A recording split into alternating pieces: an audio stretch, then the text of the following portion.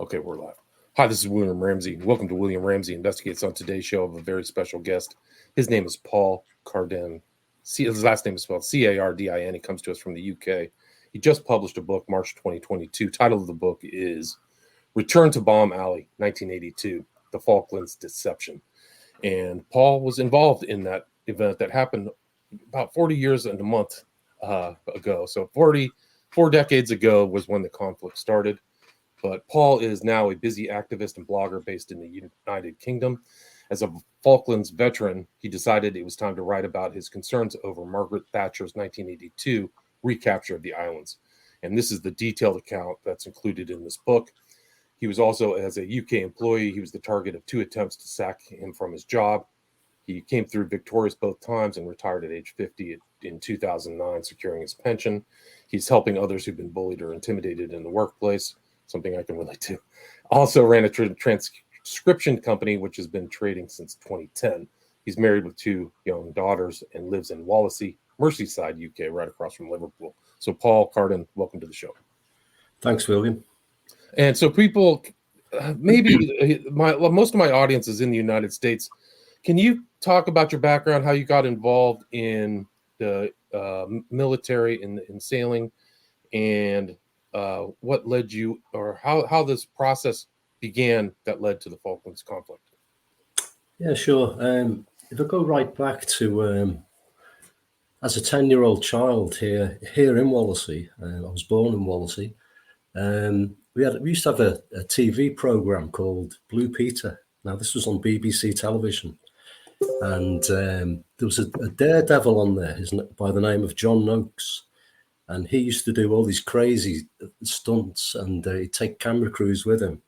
And I switched Blue Peter on one day, and just in the back room there, and he came on, and he'd taken a camera crew down to a naval training base called HMS Ganges.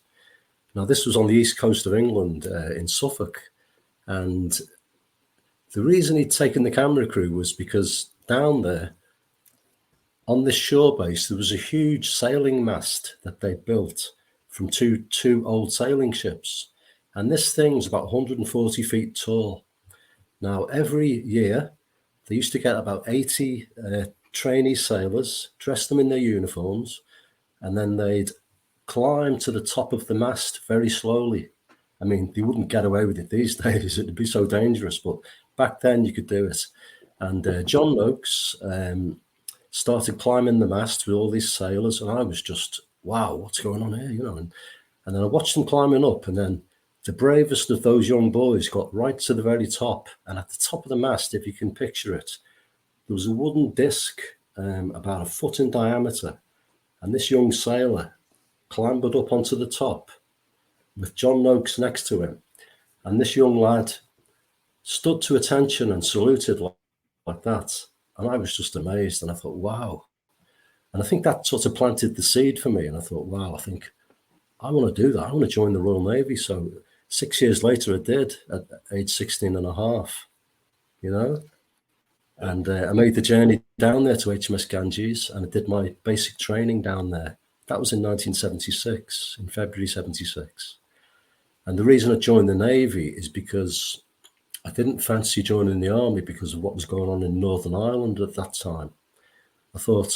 Ironically, I thought I'll stay safe, Right, interesting. Because all the troubles, right? Yeah, that's right. And so it also gives you, it's the same thing here in the States. It gives kind of younger men the opportunity to get training and see the world, right? So you traveled through the Mediterranean. Can you talk about all the places you went to? And you kind of kept a diary too, right? And you include that in the book. I kept a diary when the conflict started, or just before the conflict started. But jumping back, my first ship was HMS Plymouth, and I flew out to Gibraltar to join that in about November 1976. And we did quite a bit of traveling on HMS Plymouth. In 1978, we went over to Canada, Newfoundland, Nova Scotia, and then we came down the East Coast and we visited New York. Then we went down to Boston, Massachusetts. And for me, this was just all of us. It was great. I mean, we had to work as well. I was a radio operator at the time. So I was very busy in the radio room, working away, but we had time off at the weekends. And when we were in port, we would go travelling, and we'd hire a car and we'd all go off, and we'd have a great time as sailors do, sort of thing, And then we also travelled all around the Mediterranean. So we took in France, Italy, and we took in Malta as well in 1978. And I was really enjoying it. And then fast forward a little bit, and we come to sort of early 1982, and we were off on a Far East deployment. So we were all on a high over that. We were really looking forward to it. We were going out to Singapore and Malaysia and lots of other sort of exotic locations, and we were in Gibraltar, and the news came through that the Falkland Islands had been invaded. And I've got to be honest and say, I didn't know where they were. And I think 99% of our crew, there's about 240 men on our ship, and I'd say the majority of them didn't. Even the ones who had heard of the Falkland Islands probably didn't know where they were, sort of thing. And then we sailed. We sailed off on our deployment, and we were sort of halfway across the Mediterranean, and we were a few days out of Naples. And then I was a leading radio operator by this time. And one night, I think it was about on the 5th of March, I was stood in front of the teleprinter, and a flash message started coming through. And I ripped it off, read it, and it said basically, turn around, go back to Gibraltar, refuel, rearm, take on stores, and then join the HMS Hermes battle group in the South Atlantic, then proceed down to Ascension Island, then proceed to the Falkland Islands. So that was it. I was the first person on our ship to realise that we weren't going on this deployment that we'd all been so keyed up about. And I thought, what should I do with this message? Right. Gibraltar's at the south of Spain, right? And then Ascension is really just an island in the middle of the Atlantic between South America and Africa, right? And then that's right. Yeah, Falklands and it's around the equator. Yeah. And Falkland Islands of South America has something different than North America. Maybe the dispute between the U.S. and Mexico, but there's all kinds of land and border disputes in South America. They fought battles over many of the states and issues of land. I think there's still I think you mentioned in your book, there's a dispute between the very bottom islands just south of Argentina, between Argentina and Chile. So Argentina's always had kind of a claim to the Falklands, right? Yeah, they have. It began in the early 19th century, I think, when Britain settled down. Britain actually settled in the Falkland Islands. It had been previously owned by Spain. That they had governed it for a while, and then Britain took it over in about 1840. And from that point, and from the point when Argentina got their independence from Spain, that was when the animosity sort of started, and Argentina wanted those islands, and they did approach the UN and the United Nations, and stated that Britain had acted. It was a colonial desire to want those islands, nothing more. But because they were so close to Argentina, they had a better claim over them. But that was proceeding from the 1970s sort of thing.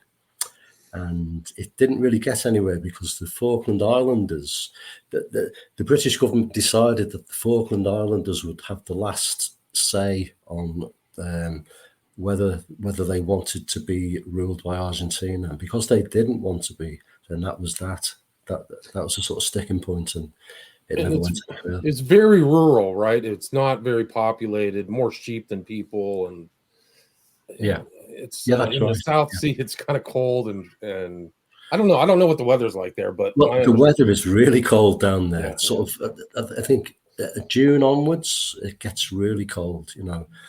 June, July, August, and then possibly September. September it starts to pick up the heat starts picking up again. But the original invasion was planned for September by Argentina, but it got sort of it was ruined by this scrap metal company that went over to South Georgia and raised an Argentinian flag, and that got back to the UK, and they were sort of alerted by this an Argentinian desire to invade, and they had to bring forward the invasion after that. Right. So they invaded, and it just it set off kind of a huge response in the UK, right? Can you talk about how Thatcher responded and Thatcher? Yeah. Can you talk a little bit about Margaret Thatcher as a person too? Of course, yeah. She was elected in May 1979. And back then, I can even remember it myself. I was sort of 17, 18, something like that. And there was a lot of excitement, I've got to be honest, about the prospect of the first woman prime minister, the first female prime minister in the UK.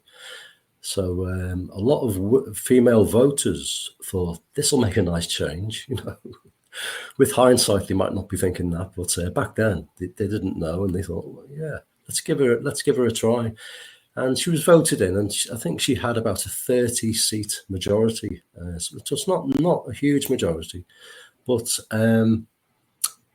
she got in, and she was on a high. And then I think the first sort of major incident to occur came in 1980, sort of April, May 1980. And this was a siege in the Iranian embassy in London. Now, about 20 hostages were taken, and Mrs. Thatcher decided to send the SAS in to resolve it. So the SAS were sent in, and they occupied the surrounding buildings, and eventually the order was given to go, and they went in, and they managed to rescue all of the hostages alive, apart from one who'd been killed prior to the order to go. So that was a big success for Mrs. Thatcher, and she was on a high at that point. But the only direction she could go after that was downwards, and she did go down. Basically, it started with her economic policies, which were monetarist. So these were sort of influenced by Milton Friedman and Alan Walters, and they were very unforgiving for working class people. So they started to feel the impact of those economic policies straight away. So we had unemployment, which got to sort of 3 million very quickly. And we had an inflation rate, which was double what it is now in the UK. It was like 18%. So Mrs. Thatcher thought she could fix this by increasing taxes, which is what she did, against the advice of lots of senior economic people. They said, don't do that because the manufacturing base is going to be impacted and industry will be affected. But she just carried on with it.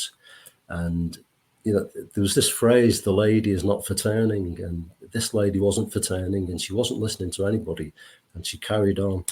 And before you knew it, we had coal mines closing, we had steel plants closing, and all sorts of manufacturing, because it was basically decimated, by Mrs. Thatcher. And very quickly, between April and July of 1980, we had riots breaking out in all the major cities in the UK. So in London, in Manchester, in Liverpool, in Birmingham, there were riots everywhere. And Mrs. Thatcher's, come the end of 1981, Mrs. Thatcher's approval rating was down at 23%, which is actually the lowest approval rating on record for any UK Prime Minister. And by this time, her own people were starting to get very restless. And we had between 30 and 40 MPs who wanted her out. They wanted a new face. And this was enough MPs to make the government fall if she made the wrong move. So she needed something to turn her fortunes around. And I can now go into what was going on behind the scenes. Please do. Yeah. Yeah. Okay. So, because it's interesting in your book, most people would never hear this. I've never heard in the States. She is negotiating earlier, saying the Falklands are not valuable. And this is kind of the decolonization, the end of the decolonization post-World War II movement in Britain, yeah. right? So British Honduras, Falklands, all India. So just so many. Lots of countries that gained their independence, and the British government under Labour and then under the Conservatives wanted to carry that on. But like I said before, the sticking point was the wishes of the islanders. They never wanted to do that. So, but there wasn't much coverage of this in the UK. I can remember this. The press didn't really go near it, so nobody got to know where the Falkland Islands were or what the wishes of the Falkland Islanders were. And Mrs. Thatcher, straight after the invasion, she was saying, the wishes of the Falkland Islanders are paramount. And she kept repeating that. Every time there was a camera placed in front of her, she kept repeating it again and again and again ad nauseum. But she never mentioned it once before the invasion, which is very telling, in my opinion. But if I could just give you the background to what was going on. She'd been involved with General Galtieri and the Junta doing trade deals in 1980, 1981. And the Falkland Islanders didn't know about this and were sort of left out in the cold. And the other thing was she was selling arms to the Junta. Governments always sell arms between each other, but even when this, even with the enmity between the two nations, they were still selling arms, and they were actually selling ships. A couple of Type 42 destroyers got sold in the 1970s to Argentina, which were used in the war. And this arms trading didn't stop until 4 days before the invasion itself. So that's around March the 28th, 29th. That was when the last arms deal was done. It's amazing. And another big one was in 1980. Mrs. Thatcher sent a foreign minister by the name of Nicholas Ridley to go and meet Argentina's deputy foreign secretary in Switzerland. This was in Geneva in a place called the Hotel du Lac, a big posh hotel. And it was absolutely top secret. Nobody could breathe a word about this. And what was on the agenda was a 99-year leaseback deal between Britain and Argentina, very similar to what was done between Britain and Hong Kong. If you remember, that expired in 1997, and the governor of Hong Kong, Chris Patton, very reluctantly handed Hong Kong back to China. But this was going to be a similar deal, and under the sort of auspices of this deal, every flagpole in the Falkland Islands would have a Union flag, and beneath it an Argentinian flag. That was the plan. But Mr. Ridley had to go and put this proposal to the Falkland Islanders, who we know were not going to be very receptive to it. And he went down there and he put the proposals to him, and he gave him his chance to speak. But when he finished speaking, they basically gave him the bum's rush and they sent him on his way. They weren't listening. They weren't going to... They didn't like the idea of an Argentinian flag flying on the flag masts in the Falkland Islands. And And this was only recently publicized, right? So this was under no, that was public at the time, because it did go back to Parliament and MPs threw it out as well. So that was known. But the things that weren't known were the arms deals, the trade deals, and something else that was known was defence cuts. We had these sweeping defence cuts in 1981. And these defence cuts upset the first Sea Lord, who was Admiral Sir Henry Leach, because they impacted the Navy in a very big way. He would have lost two aircraft carriers, one of which was Ark Royal. I can't remember the other one, but he would have lost two of his aircraft carriers. He would have had no aircraft carriers. So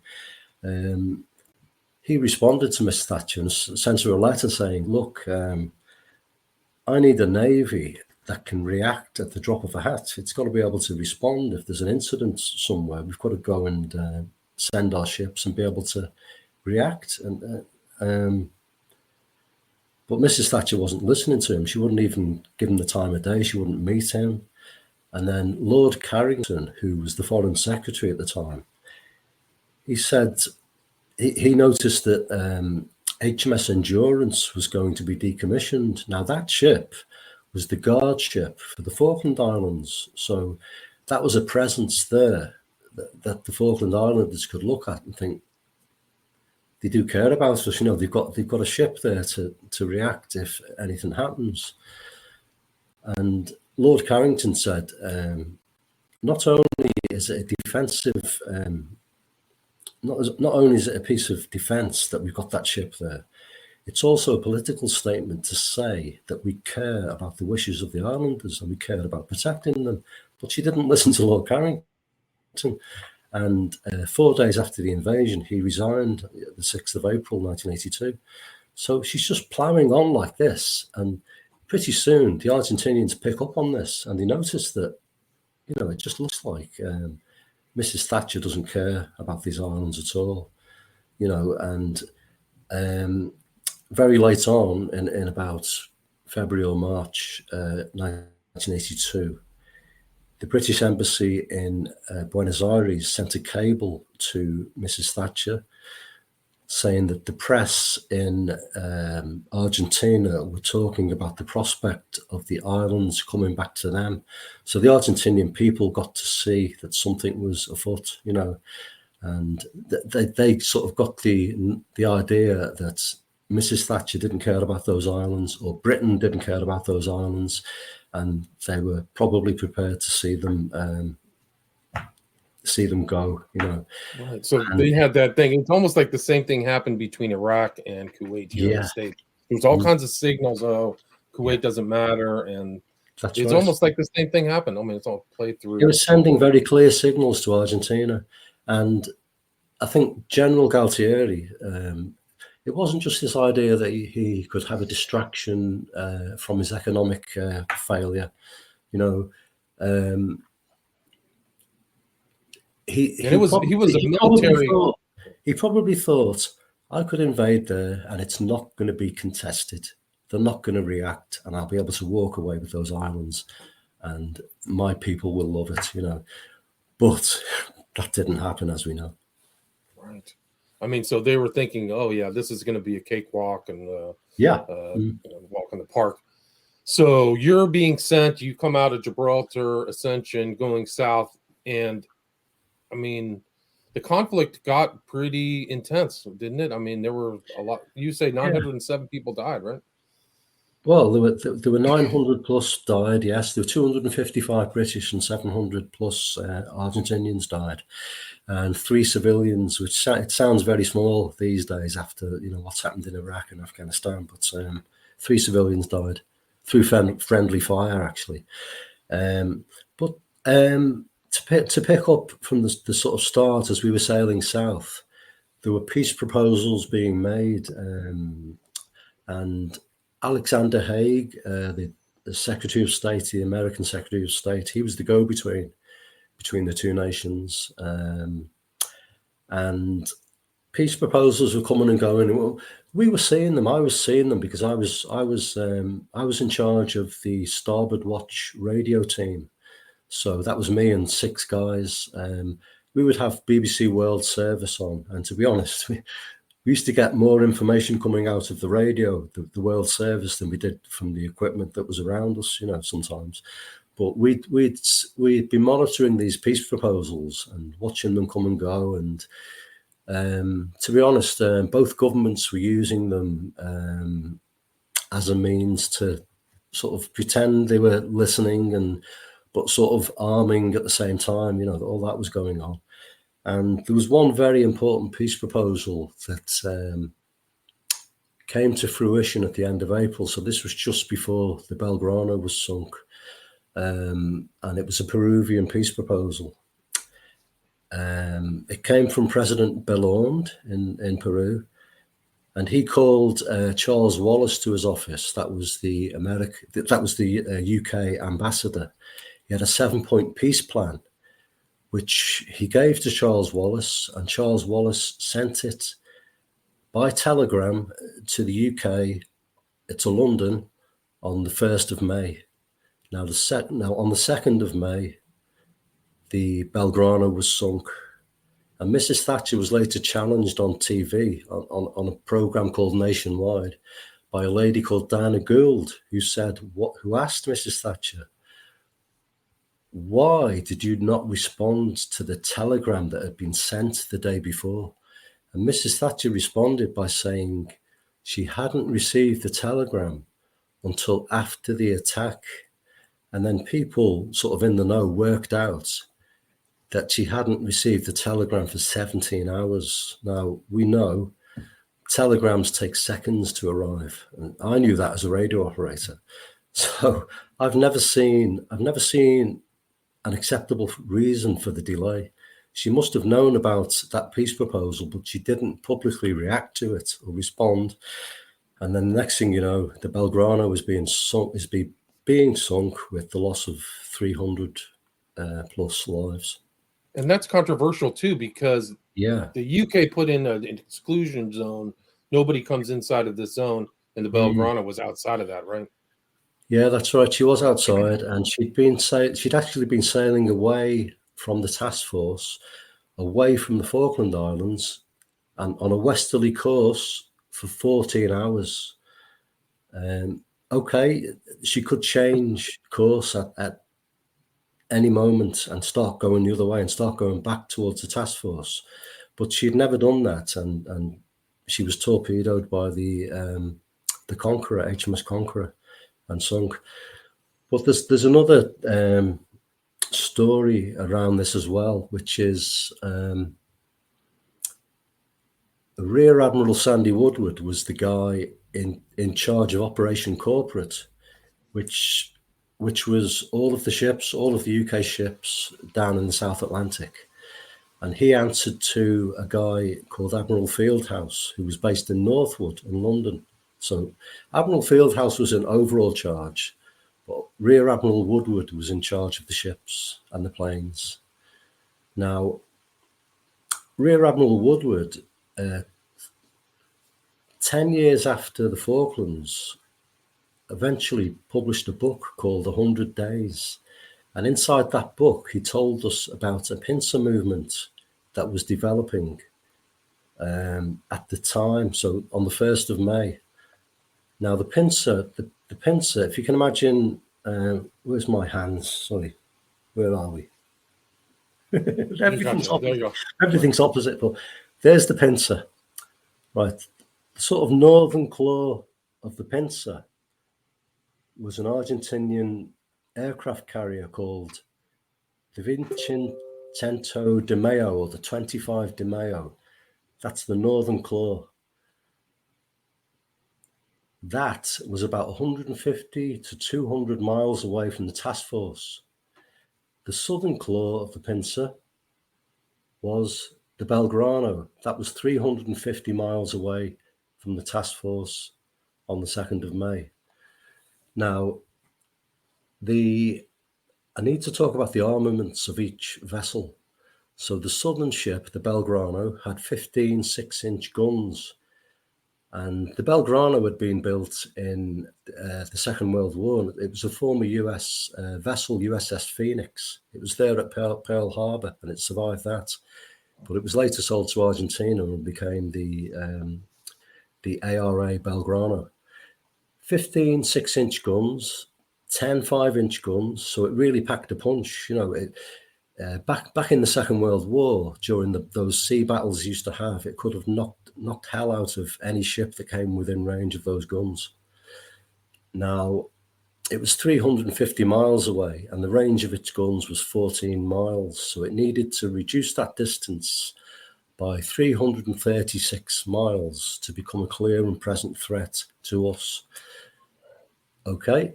So it's not even close. It wasn't It's not close close to at all, and it was sailing away as well when it was sunk. Now, the aircraft carrier, on the 1st of May, that was, like I say, 150 to 200 miles away from us, or the task force. It had 6 Skyhawk bombers planes on it. Now, they had a battle radius of 700 miles, so they could fly 350 miles, drop their bombs, and come back 350 miles and land safely on the aircraft carrier.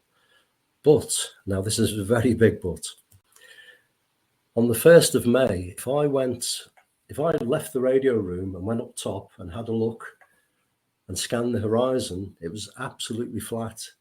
It was like a big blue billiard table. Absolutely like that. Now, the problem with that is any aircraft carrier needs to be sailing into a headwind of force 3, 4, or 5 or higher in order to give its planes the uplift under the wings. Now, you've got to remember that these planes are heavily laden. Each Skyhawk has got 4 500-pound bombs, so each plane has got an extra 2,000 pound of weight on it. Now, the captain didn't even give any orders to those planes to take off when they were within range, and there was a very good reason. They would have gone up the ramp and just into the sea. There's no way they could have got into the air in those conditions.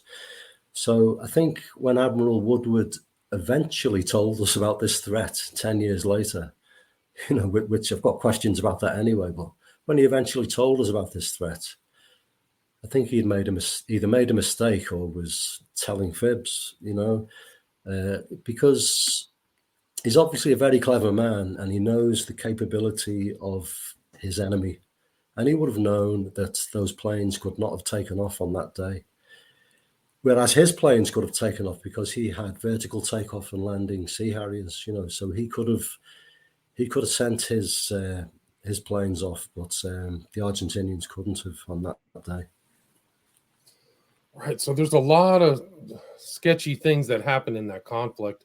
And why did you call the can you reference why you called the title of your book Return to Bomb Alley?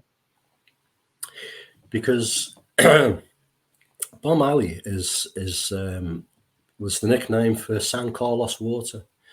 And my ship HMS Yarmouth spent 2 weeks in Bomb Alley. So we spent 2 weeks being bombed by Skyhawks and Mirages and Daggers, all the Argentinian planes that came over, that were coming over for a 2-week period. So that became known as Bomb Alley. That's why. And there was a lot of bombs being dropped on ships. And the conflict was really something. It was kind of like a modern conflict exercise. And you even mentioned the possibility that the UK moved nukes into place, right? Or into the area. Yeah. Well, it wasn't a possibility. They did do that. They did do it. There were 31 nuclear depth charges carried by our vessels. That it only became known in January of this year. So just less than 40 years it took for that information to come out. I mean, the Ministry of Defence and the government were being questioned about that, but their position was always not to say anything. So they basically said, we can't comment. That's all they ever said. But we eventually found out that these nuclear depth charges were being carried. And I did hear them being talked about. They weren't referred to as nuclear weapons, though. I only heard about them being referred to as the 1,000-pound bomb.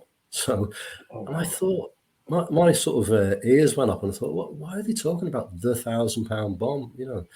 And eventually it became clear that it must have been these nuclear depth charges. And we still don't know to this day whether any ships carrying the 1,000-pound bomb were sunk, whether HMS Sheffield had any on or whether HMS Antelope had any on. We really, or Coventry, we still don't know. Right.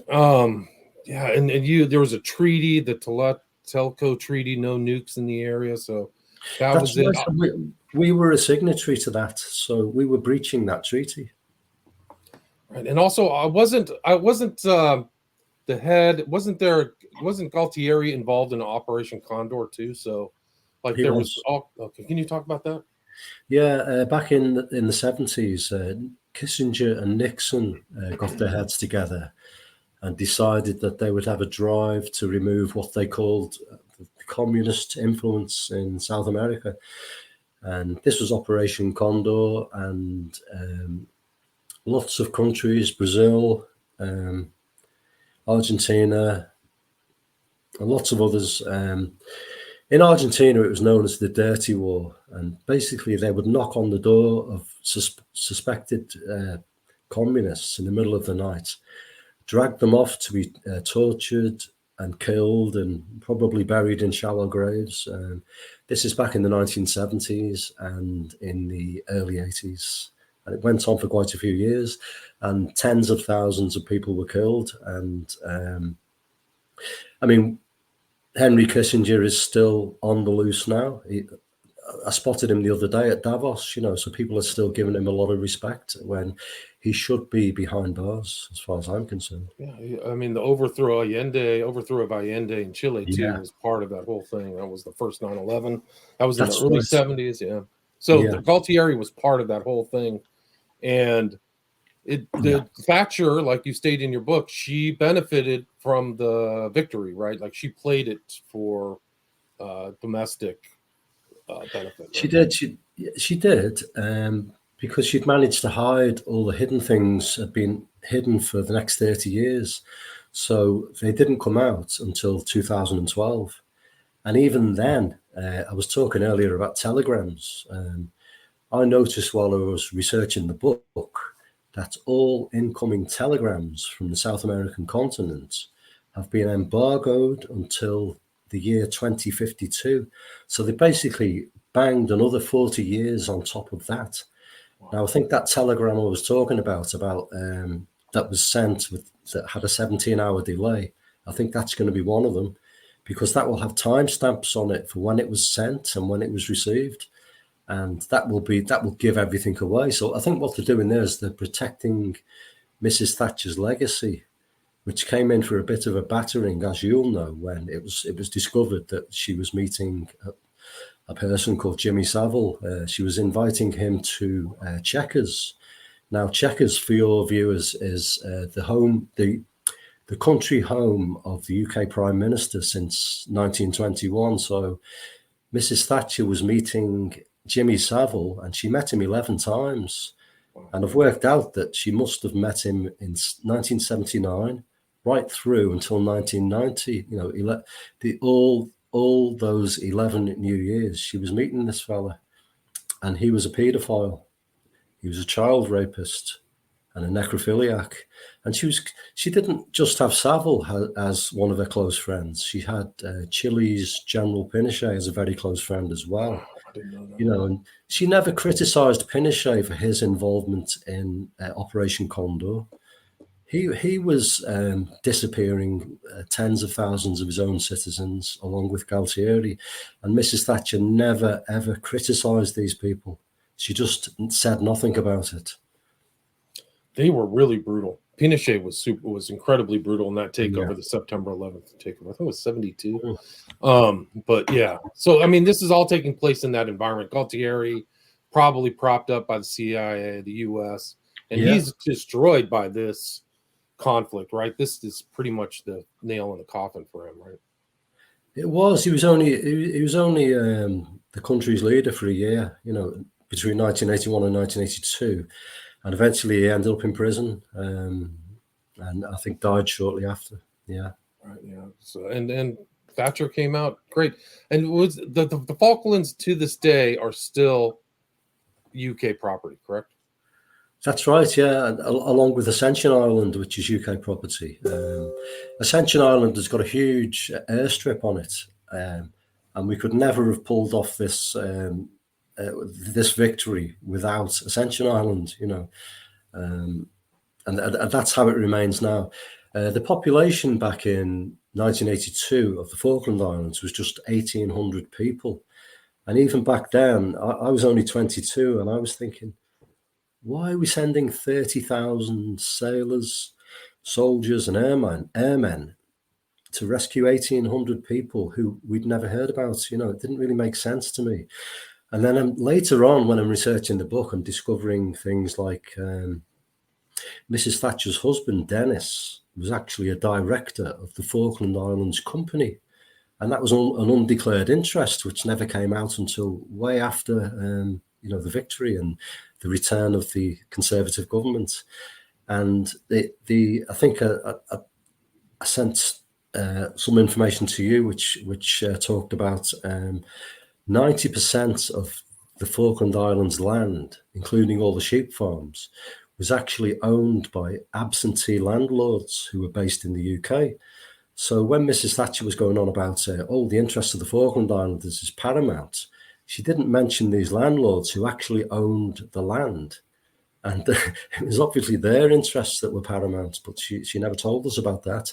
And the BBC and the media never told us about that either, you know. All right, so that's all left out, conveniently left out.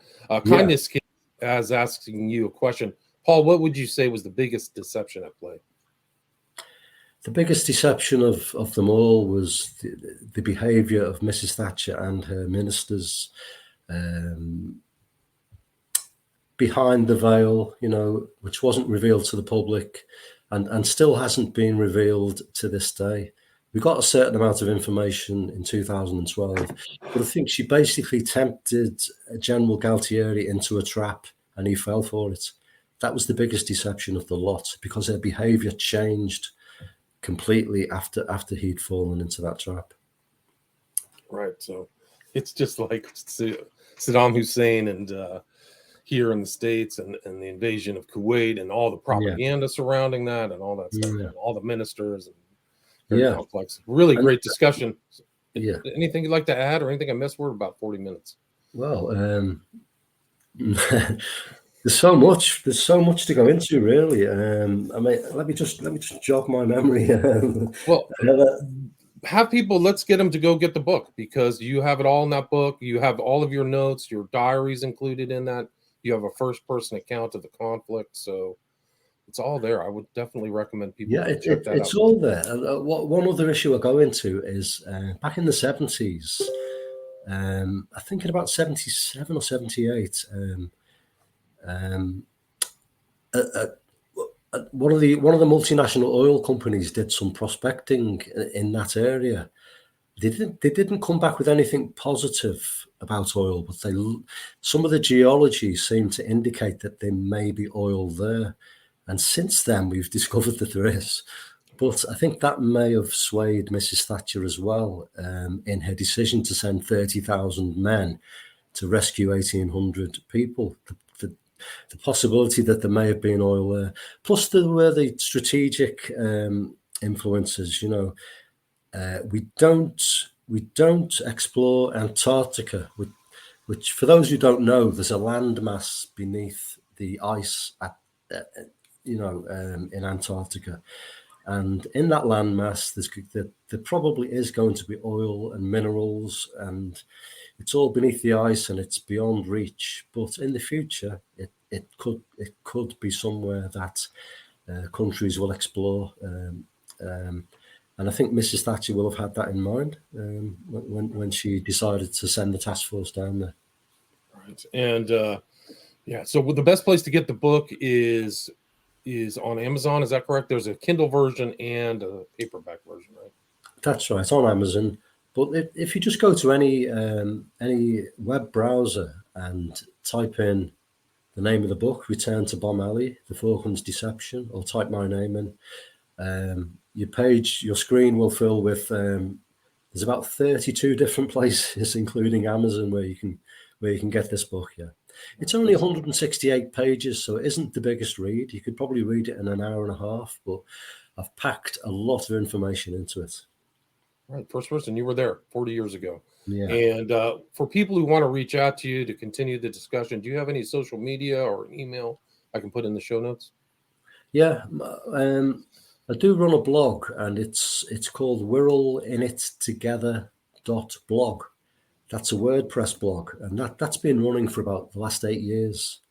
So anybody can contact me on that. If you send your email to that, you will get my information. And Great. I don't really want to give my email address out here. Don't do it. But the WordPress is perfect. So we're all in it together is all one word. Correct? No, it's called Wirral. Wirral. Wirral. That's where I live. Wirral. That's Wirral. WIRRAL. Wirral. In it together. Gotcha. .blog. All one word.